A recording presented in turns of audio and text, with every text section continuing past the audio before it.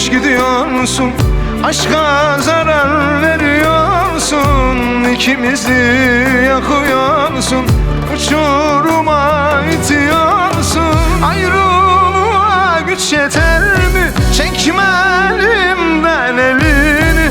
Sensiz durmam bu şehirde, ayrılık büker belimi.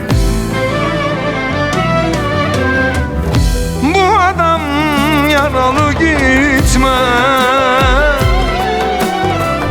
Beni uçurumlara itme.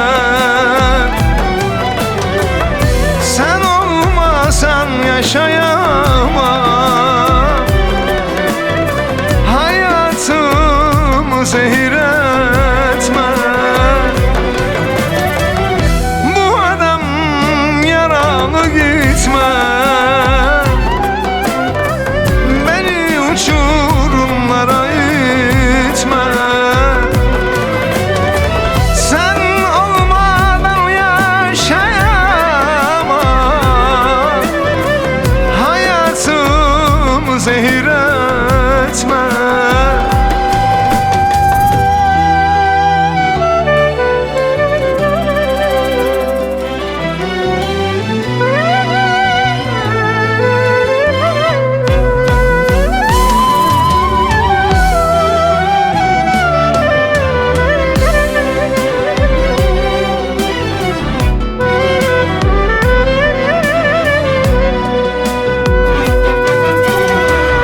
Sen gidersen yaşayamam, bu gönlümü avutamam.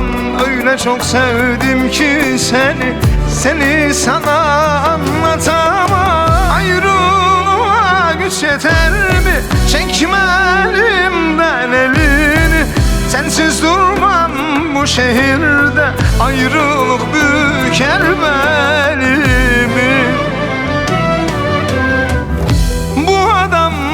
Yaralı, gitme. Beni uçurumlara itme. Sen olmasan yaşayamam. Hayatımı zehir